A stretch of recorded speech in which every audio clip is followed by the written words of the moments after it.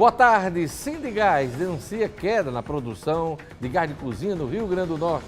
ITEP estadual fecha parceria com os Correios para emitir e entregar as carteiras de identidade nas residências. Nutricionistas estão proibidos de divulgar na internet fotos de antes e depois do tratamento de pacientes. Sorteio define a apresentação de grupos no primeiro festival de quadrilhas da Band. Meu convidado hoje no estúdio é Daniel Nicolau, secretário de Meio Ambiente e Urbanismo de Natal. Lei municipal facilita a regularização de imóveis na capital. Terça-feira, 19 de junho de 2018. Eu sou o Diógenes Dantas, o RN Acontece está começando.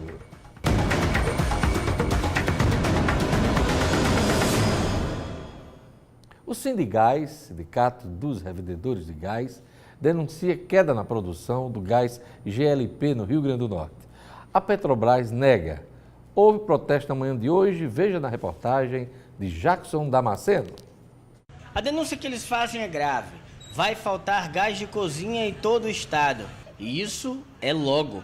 Segundo os revendedores de gás no Rio Grande do Norte, 95% dos postos de venda não tem um botijão sequer para vender. O resto do estoque não deve durar até o fim da semana. O motivo seria a política da Petrobras para a obtenção do GLP, o gás liquefeito de petróleo. O produto era extraído na refinaria de Guamaré para todo o mercado local, o que teria deixado de acontecer.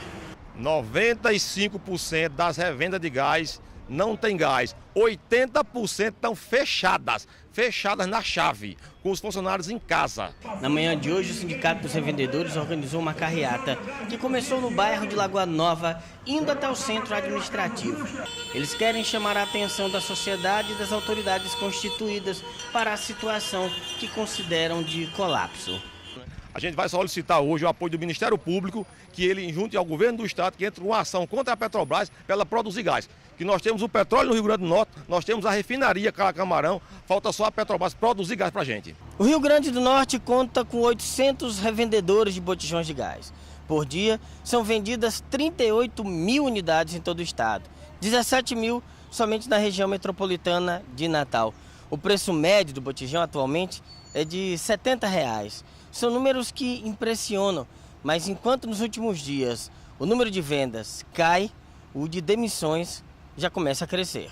O Sindicato dos Trabalhadores do setor denuncia que o número de demissões está 30% maior que o de um mês normal. A preocupação é grande e os agendamentos aumentaram em uma quantidade muito grande. Quem é que ainda tem um gás? A população classe A e classe B que mora em apartamentos e condomínio. Uma população classe C, D e E, que precisa do gás para fazer seu feijão, seu arroz, essa está sem gás a partir de hoje. É crítica a situação do Rio Grande do Norte. Olha, os dados são do Sindigás, 800 revendedores de gás no estado, 38 mil botijões de gás vendidos por dia, 17 mil unidades do produto diariamente comercializados na região metropolitana de Natal, 11 mil unidades dia vendidas em Natal por 270 revendedores do produto. R$ 70 é o preço médio. Apesar das negativas da Petrobras, é bom observar a oferta de gás em todo o país. Desde a greve dos caminhoneiros, que durou 11 dias, a distribuição do gás de cozinha anda irregular em diversas capitais. O preço do botijão de gás chegou a R$ 150, R$ 200 em alguns lugares. Mesmo com preço alto, o produto faltou para o consumidor. Independente da greve dos caminhoneiros, o preço do gás aumentou muito nos últimos meses, porque a mesma política de preço dos combustíveis, atrelada ao dólar norte-americano, é seguida na produção e distribuição do GLP. A distribuição precisa normalizar, porque senão a população será forçada a cozinhar no forno a lenha ou a carvão, como era antigamente. O projeto é pioneiro em todo o país. O ITEP estadual fechou parceria com os Correios para emitir e entregar carteiras de identidade nas residências. O serviço será testado nos próximos 2 meses. Veja na reportagem de Milena Pontes. O projeto piloto será iniciado na agência dos Correios do bairro da Ribeira, em Natal. O termo de cooperação entre a instituição e o INTEP foi assinado pelo governador Robinson Faria e pelo presidente dos Correios, Carlos Fortiné, na noite desta segunda-feira. O serviço será testado por 60 dias na capital. Foi uma parceria muito interessante, o ministro Kassab, o presidente do Correios aqui presente, para que possamos iniciar já a partir de 5 de julho esse convênio começar a acontecer. Quando o serviço estiver efetivado, será possível emitir a carteira de identidade em uma das agências dos Correios, utilizando o banco de dados do INTEP. Segundo o diretor do órgão, o objetivo é ampliar o atendimento para o maior número de pessoas possível, além de colaborar também com a segurança pública. A pessoa só vai uma vez lá nos Correios para pegar todos esses dados, né? Aí esses dados é enviado via internet para nosso setor de impressão. Lá ele vai compor um banco de dados de biometrias, que isso vai ser muito útil para a segurança pública, porque esse banco de dados vai poder ser usado para confronto de impressões, por exemplo, encontrar o local de crime, e também vai ter a segurança para evitar falsário, né? Uma mesma pessoa com várias identidades. Após ser testado em Natal, os Correios pretendem expandir o projeto para outras cidades do Rio Grande do Norte e estados brasileiros. Esse piloto vai fazer os ajustes necessários, os treinamentos necessários, a partir desses ajustes, expandindo para as maiores cidades do Rio Grande do Norte e em seguida para as demais, complementando todos os 167 municípios do Rio Grande do Norte. E depois, evidentemente, o mesmo modelo ser adotado em outros estados do Brasil. A gente espera que o serviço funcione, porque os Correios, né, formam uma empresa que já teve grande credibilidade no país. Nos últimos tempos, prejuízos financeiros, atrasos recorrentes, deixam o usuário do serviço do Correios reclamando muito. Então a gente espera que esta parceria com o governo do estado funcione. Eu queria só informar que logo mais teremos a Sabatina no Minuto com Dácio Galvão, secretário do município de Natal e presidente da FUNCART. Ele vai falar sobre a economia criativa.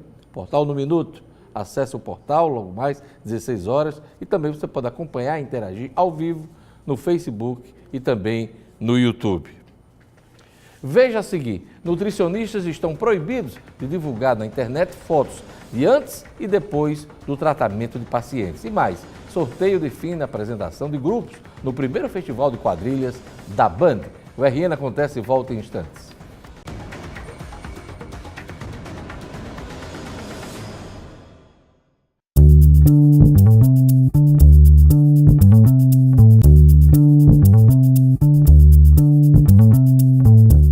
Nutricionistas estão proibidos de divulgar na internet fotos de antes e depois do tratamento de pacientes. A medida faz parte do novo Código de Ética da profissão. A reportagem é de Olívia Freitas. Carla tem uma deficiência que afeta os movimentos das pernas. Precisa perder peso para aliviar as dores no joelho e decidiu procurar um nutricionista. Os aplicativos das redes sociais viraram uma vitrine, né? Então você acaba buscando as referências da pessoa aí também. Ele já veio muito bem indicado para mim. Tá aí algo que se tornou extremamente comum. Basta uma pesquisa muito simples pelas redes sociais e estão lá inúmeros perfis de profissionais com sugestões de receitas e imagens dos bons resultados conseguidos pelos pacientes, o que fez com que o Conselho Federal de Nutricionistas acendesse o sinal vermelho para algumas destas práticas. A principal mudança diz respeito aos pacientes. As tradicionais fotos do antes e depois não podem mais ser publicadas nas redes sociais.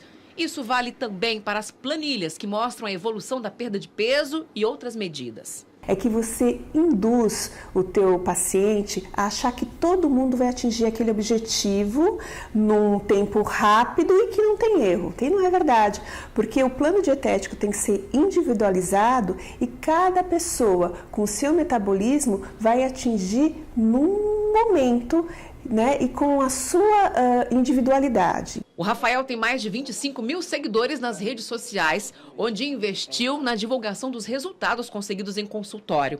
O ponto positivo é que acaba nos respaldando. Os profissionais que estão mais corretos, pós-graduados, eles acabam tendo maior respaldo, né? Agora, que me prejudicou um pouquinho na divulgação do meu trabalho, sim. O novo Código de Ética começou a valer a partir deste mês. A punição para quem desrespeitar vai de advertência à suspensão do registro profissional. Sorteio define a apresentação de grupos no primeiro Festival de Quadrilhas da Band. A festa junina vai acontecer em Macaíba. Veja na reportagem de Milena Pontes. O Grupo Cultural Matutina Potiguar de Santo Antônio do Salto da Onça tem 22 anos de história e promete fazer um grande show no dia 27 no Festival de Quadrilhas da Band. Trazendo no seu tema o sonho do São João, vamos contar a história do ex-aforreado, que é João, que ele vai em busca do grande som, que é o som da chuva, o som da fartura do nosso Nordeste, o som que traz alegria e que dá o início aos nossos festejos juninos. Essa é apenas uma das dezenas de quadrilhas que participarão do festival nas categorias estilizada, tradicional e comédia. Os grupos conheceram na tarde desta segunda-feira os dias e horários de apresentações. O sorteio aconteceu no Pax Clube, em Macaíba. E já saíram daqui sabendo o dia e hora que vão se apresentar. Então agora é arrumar cada vez mais as quadrilhas, fazer os ensaios gerais e se preparar para o grande dia, porque já estão sabendo o dia e a hora da apresentação. No encontro com os representantes das quadrilhas, a organização do festival apresentou todos os detalhes do evento e a estrutura que será oferecida aos grupos e visitantes. Por média, nós vamos ter 13 a 14 grupos por noite, né? Durante os 4 dias do festival, que será de 26 a 29. 30 será a grande final. E daí sairão as 5 quadrilhas que irão para a final dessas apresentações da fase eliminatória. O primeiro Festival de Quadrilhas da Band acontece a partir das 18 horas, entre os dias 26 a 30 de junho. Cerca de 1.200 pessoas são esperadas diariamente no ginásio Edilson de Albuquerque, em Macaíba. Veja a seguir minha entrevista com Daniel Nicolau, secretário de Meio Ambiente e Urbanismo de Natal. Lei municipal facilita a regularização de imóveis na capital. Aguarde só um instante.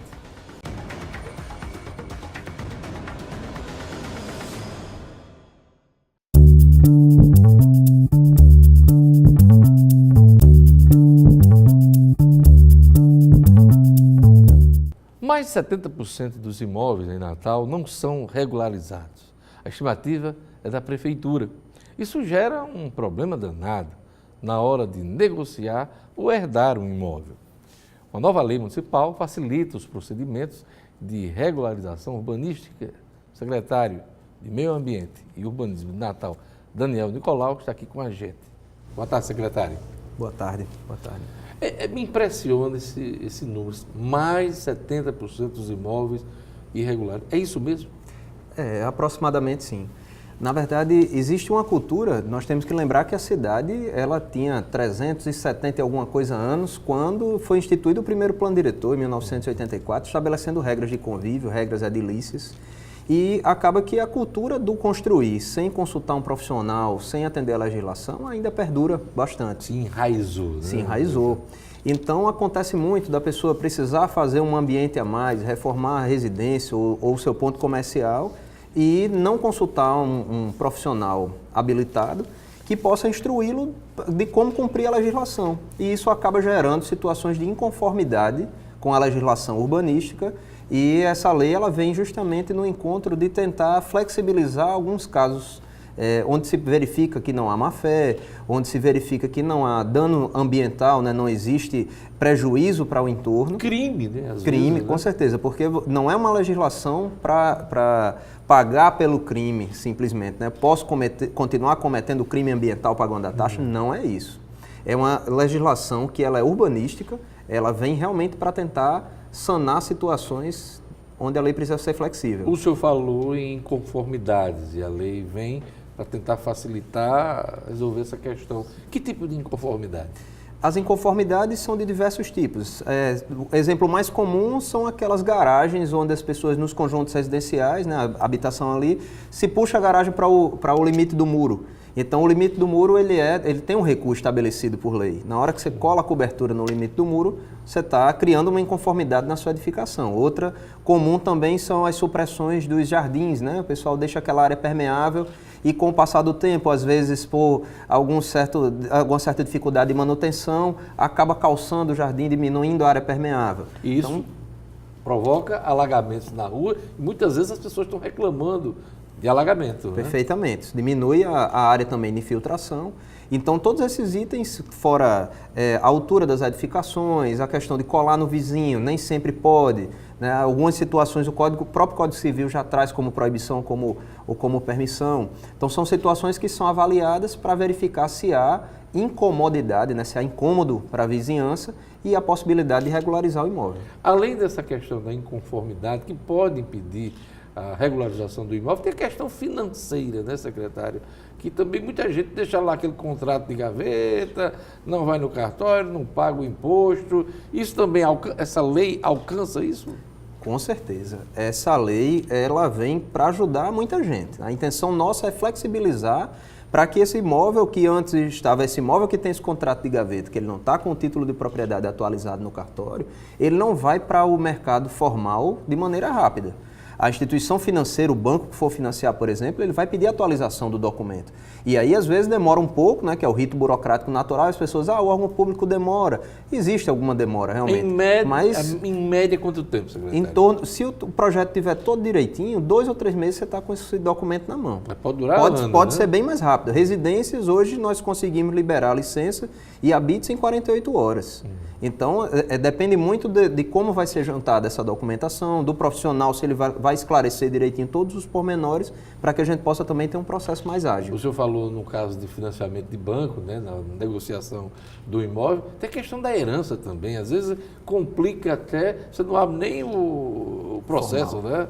Perfeitamente. Para o formal de partilha, né, que é os casos de herança, na hora de se fazer o inventário, você precisa fazer a valoração, né, dar o preço do imóvel, até para fazer a distribuição entre os herdeiros. E o natural é que se peça para regularizar os imóveis que não estão regulares, para que se possa realmente chegar ao preço de mercado. O imóvel, quando ele não está no mercado, quando ele não está formalmente no mercado, ele tem um preço.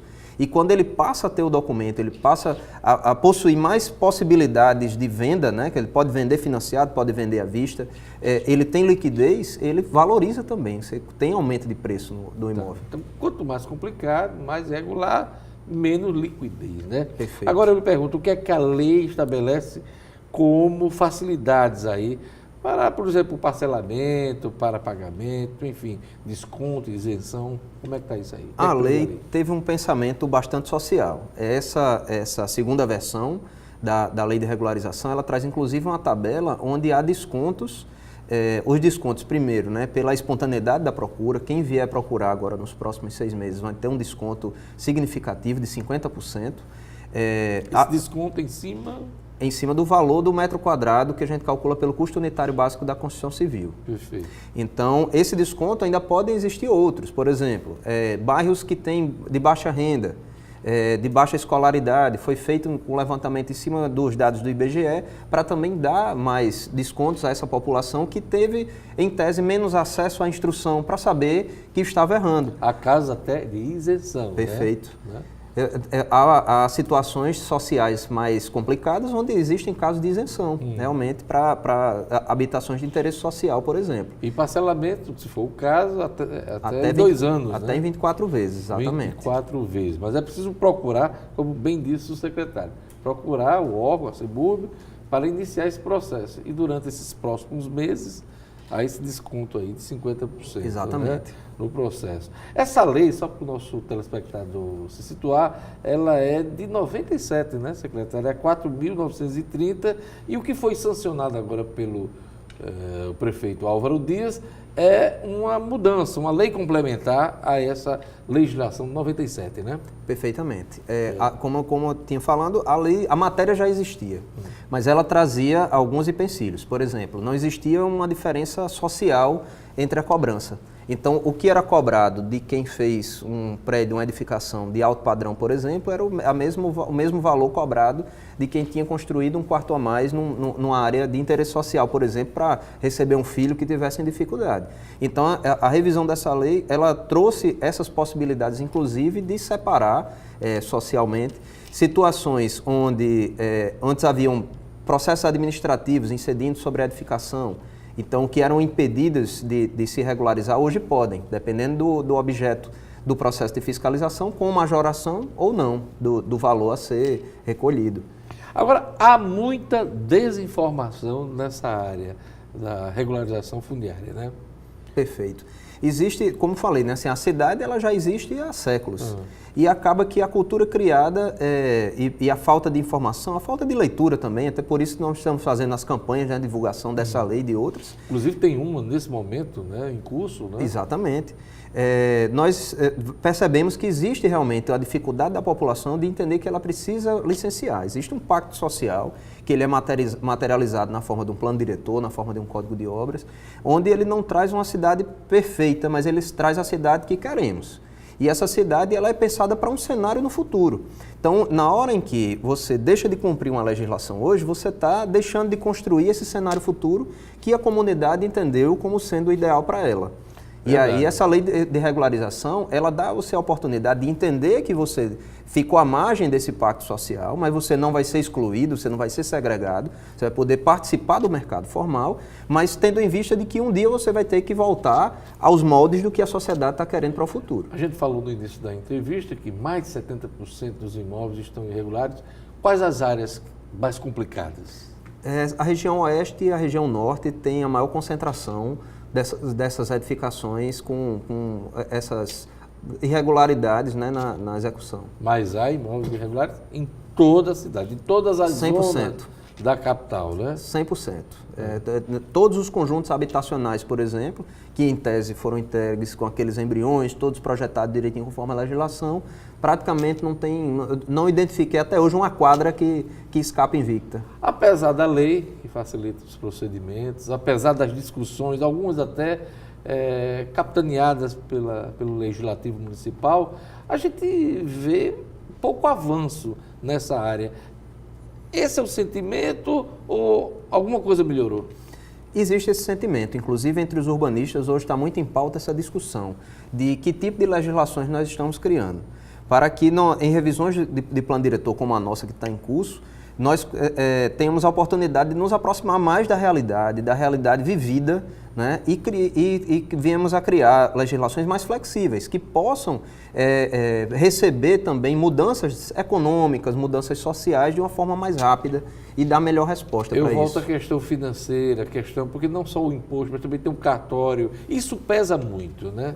Nessa análise. Pesa bastante. Se no somatório de taxas realmente é salgado. Mas, como eu falei, o imóvel ele também recebe uma valorização na hora que ele é regularizado. Então, acaba que compensa. É uma questão de realmente se programar. Só para encerrar, a revisão de plano diretor aqui em Natal já foi caso de polícia. Já teve gente presa, escândalo, processo, gente que não pode nem se candidatar a vereador. Eu lhe pergunto, em que pé está a revisão atual do plano diretor de Natal? Estamos terminando de organizar o calendário para fazer encontros com a população, né, algumas audiências, algumas delas setoriais, outras em grupos específicos, para que a gente possa instruir a população, dizer os avanços que ocorreram ao longo desses 10 anos de vigência do plano diretor atual, né, da última revisão, para que a gente tenha uma discussão mais madura, consigamos ter uma discussão técnica, mesmo que ela venha da população que em tese é leiga. Essa discussão está atrasada? Ela não diria atrasada, mas nós estamos indo num ritmo mais calmo, até em virtude dessa dificuldade da absorção das informações junto à população. E ano eleitoral, nem pensar a conclusão desse processo. Complica um pouco mais, com certeza. É isso aí. Eu queria agradecer a presença do titular da CEMURB, o secretário Daniel Nicolau, que veio falar sobre a lei que facilita a regularização fundiária aqui em Natal. se informe, procure saber. Obrigado, secretário. Obrigado a vocês pela oportunidade. É isso aí. O RN Acontece vai ficando por aqui. Obrigado pela audiência. Siga com a programação da Band Natal. Veja a reprise do programa no portal nominuto.com. Vê aí o Robson Cidadão. O RN Acontece volta amanhã. Até lá.